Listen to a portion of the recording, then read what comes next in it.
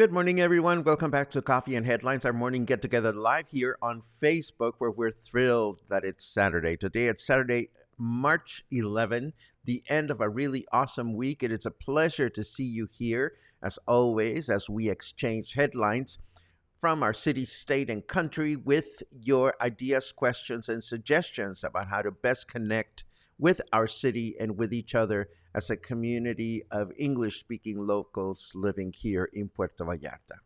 If that's something you'd like to um, experience, well, obviously you do because you're already here, but just grab your favorite beverage and let's get started with a little bit of this, a little bit of that. We have some interesting news about the possibility of Puerto Vallarta becoming a pueblo mágico. Is that even possible?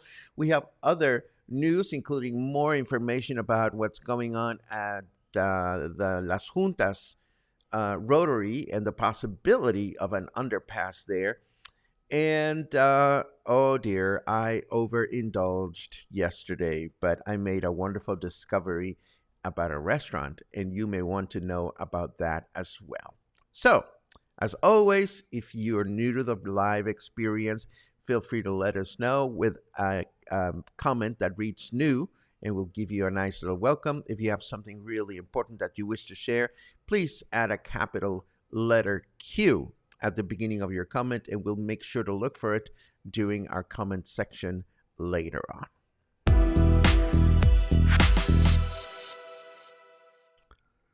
But first, oh, Dios mío, hold on. Ooh. There you go. First, some interesting news. It's funny how these things happen. Apparently, the label Pueblo Mágico can also be applied to sections of a city or neighborhoods, not only to actually small towns. And apparently, the local chapter of the National Chamber of Commerce has a new director, and this new director wants Puerto Vallarta's El Centro neighborhood to be designated a Pueblo Mágico by the federal government.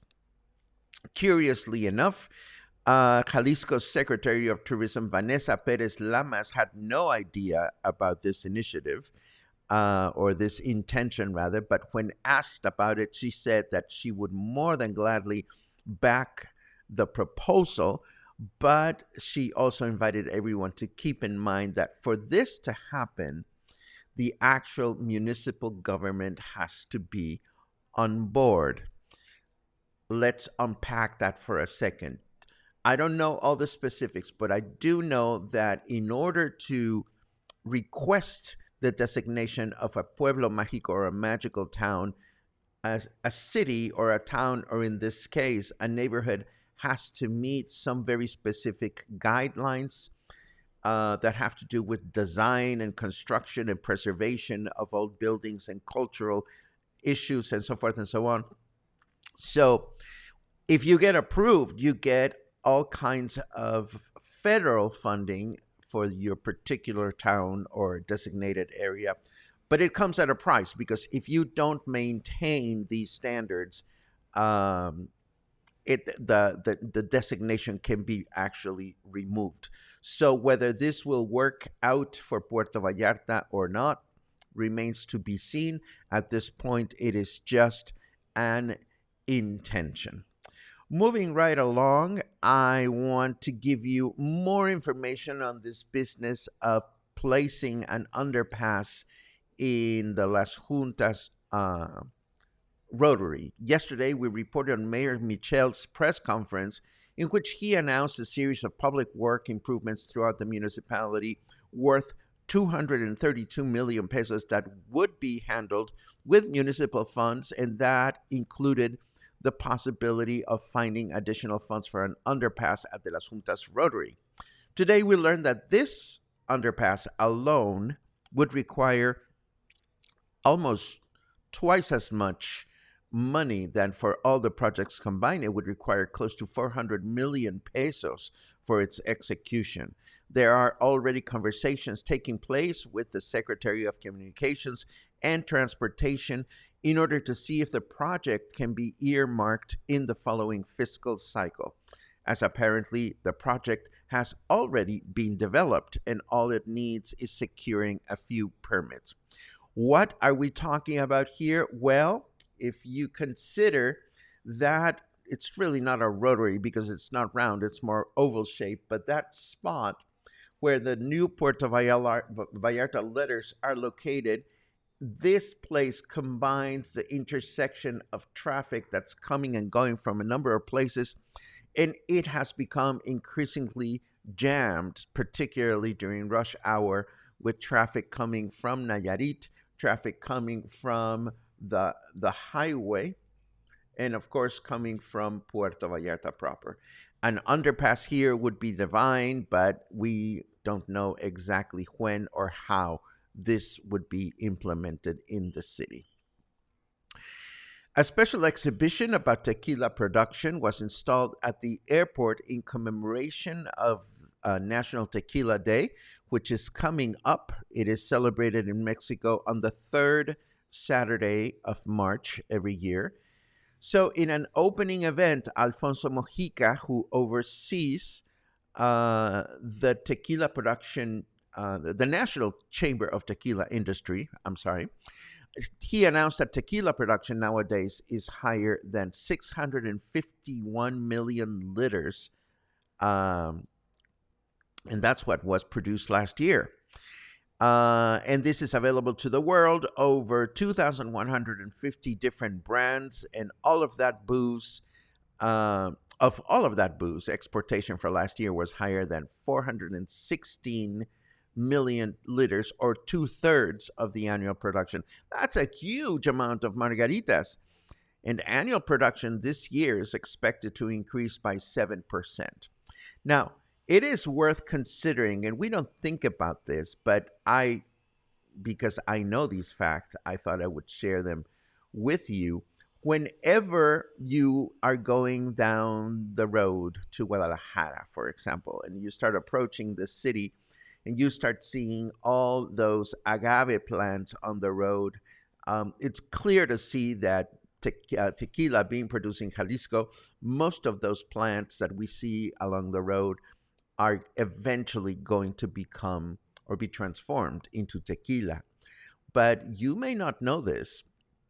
It takes about 6 to 8 years for an agave plant to reach maturity and to be able to be used in tequila production. So if you think about it, the plants that you're seeing now, particularly if they seem very, very young, will not be ready for their tequila debut for quite some time. So the production of tequila needs to be happening on an ongoing basis. I thought that was fascinating. I hope you did too.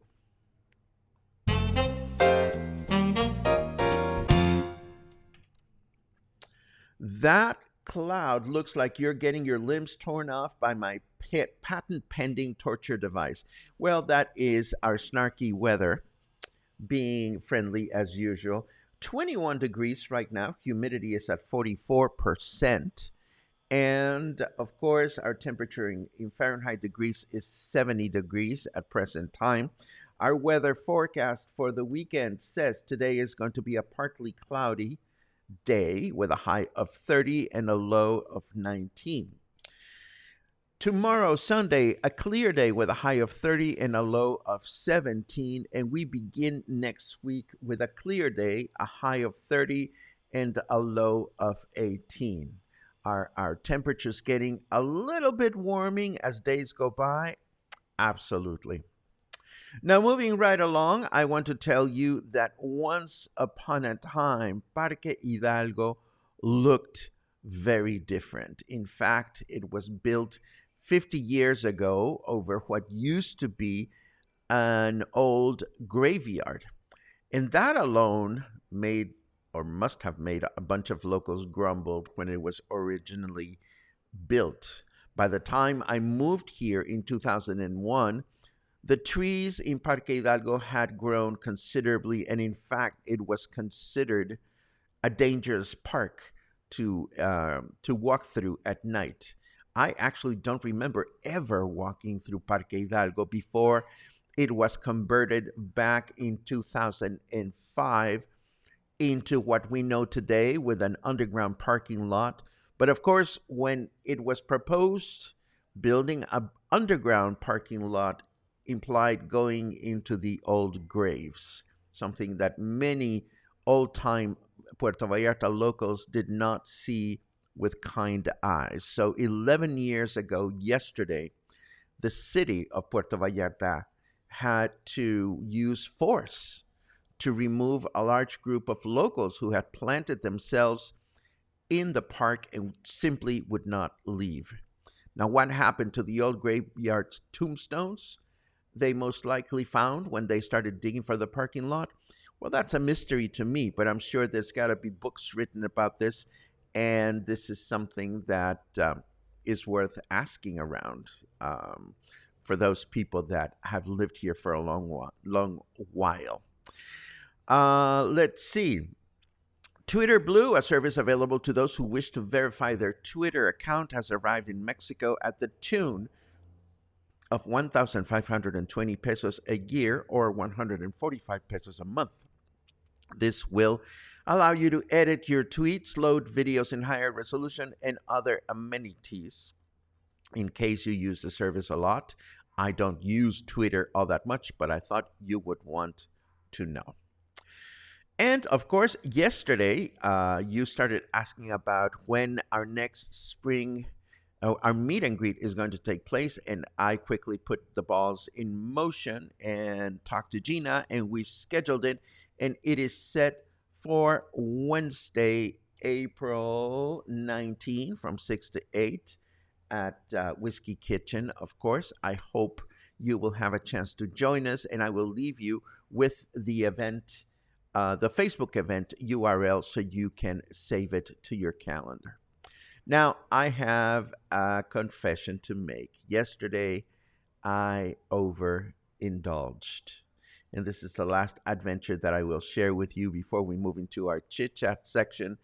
I had to run errands in Emiliano Zapata and meet with some people yesterday afternoon. And of course, I was walking near the Insurgentes Street Bridge and still relishing that wonderful Indian dinner I had the night before. So I'm coming back to my neighborhood. I took a bus that dropped me off at Francisco Medina Asensio en Calle Francia. The PTL bus was not coming. So I figured, I'm going to walk 7 minutes to get to my house. No big whoop. And I am walking down Berlin Street when all of a sudden I spot this India Gate. And I'm thinking to myself, oh, wait a second. India Gate is in El Centro, or was, or used to be. Maybe they opened a branch. Maybe I was intrigued. So, of course, I walked inside and I asked, what's going on? Why are you here? When did you arrive? Well, I learned that India Gate moved to Versailles about a month ago, maybe a little longer than that. They closed their El Centro restaurant because it was just not making, it was not as successful. Or the location stopped being successful for them. So I was there. It smelled good. I was hungry. And before you know it, this happened. So, yes, I indulged in two Indian restaurants back to back. But let me tell you, this was so good as well. So now you know, if you are near Emiliano Zapata, you have in what's the name of the other one? Oh my goodness, I can't. Rico Indian, which just opened at Isla Rio Cuale a few months ago. But then, I mean, for better or worse, I live near this other restaurant, this India Gate, which is the property of the original owners. By the way, I asked. It is like 3 blocks away from my house. It's scary and wonderful. Not so good for my waistline, but the food was absolutely good. And the prices were, I mean, the difference in price for the curry I ordered was only like 10 or 20 pesos between one restaurant or the other. So I would gladly go back to both anytime. And I thought you would want to know. India Gate in Versailles becomes a must visit and something to consider, and something, of course, that adds to the increasingly wonderful variety of restaurants that we can enjoy here in the Versailles neighborhood. Now, let's click on this so we can take a look at your comments for this morning and what kind of plans you have set for yourselves for the weekend. Curious minds want to know. I see all kinds of good mornings, including Christoph. Hello, Chris. It was so great to see you yesterday at the Secret Wine Bar. I learned from Chris that the delicious pink Merlot that they sell, the manufacturer has stopped making it. So apparently, Chris asked how many bottles do you have left, and he purchased the whole lot. The pink Merlot at Secret Wine Bar seems to be the most popular wine for them. So I shared a bottle with a couple of friends yesterday, and it was just delicious. I hear about the weather in California, Albert. What's going on with you guys? Did you forget to pay some bills or something? Just kidding. Boom, bidi bum bum. That's right, Dan. Your daughter Jess is coming back into town. I look forward to seeing her again. Do do do do. There's a cue, a reminder to those of us in the United States and Canada. Starting Monday, we will watch you an hour later as we go on DST. Thank you for that, Karen. As you may recall, we will not have any daylight savings in Mexico anymore, but thank you very much for friends that are watching north of the border. Thank you for that reminder, Karen. Let's see. Bim bidi boom boom. Let's see. Oh, good. And every year I get this all fucked up. Coffee and Headlines is at 8:30 now in California. What time will it go on Monday? Well, 1 hour later, I suppose. And some people have answered. I appreciate the fact that you don't want to miss it. That means a lot to me. Let's see. Boom, boom, boom, boom. Lots of conversation among you guys. This is great to see. Barbara says, thanks for the info about India Gate. Must get there. Well, I don't know how long you've been here, Barbara. This is the history of Indian food in Puerto Vallarta as I know it. I remember when I first came here, or shortly after I first came to Puerto Vallarta, a gentleman named Dasan, I believe he was from Canada, but he was Indian. He opened a restaurant called Dasan in Emiliano Zapata, but then Dasan left town. We now have my tocayo, Paco, the chef, that is doing selling Indian food at several markets, and occasionally does pop-up Indian dinners here at Noah's Cafe just down the street. And then, of course, we had our new friends from Rico Indian who opened the restaurant in the Rio Cuale, the Isla Rio Cuale. But many years ago, also, we've had India Gate for the longest time in downtown Puerto Vallarta. I remember because they were clients of Vallarta Lifestyles magazine while I was the managing editor. So we used to go in there every now and then and check out the food and photograph cocktails and whatnot. I used to go to India Gate quite a bit when I lived in Emiliano Zapata, and while they were clients of the company that I worked for. But in recent years, it's become just inconvenient for me. So for me to know that they are in Colonia Versalles is absolutely wonderful. Let's see. Boom, ba, ba. Oh, fascinating. Finally got to rhythms of the night. What an incredible setting. Enjoyed the buffet dinner, the show, and the boat trip. This is good to know. I haven't been in many, many years, but it's nice to see other people enjoying it as well. Boom, beam, boom, beam, boom. I think we are pretty much at the end of your comments. So it's time to enjoy the weekend. And for me, that means that I'm going to be doing all kinds of crafty things. I will continue with my new obsession of making beaded bracelets. And of course, I will get some well deserved rest today and tomorrow. Tomorrow night is the Academy Awards. I'm going to be there. Well, not going to be there. I'm going to be watching. And tomorrow afternoon, I will be stopping at the pop up arts and crafts show at Whiskey Kitchen tomorrow afternoon. And if anybody wants to hang out there, great food, great cocktails, and great opportunities to support local artists. If none of that appeals to you, I won't hold it against you, but I certainly hope I will get to see you sometime in the near future.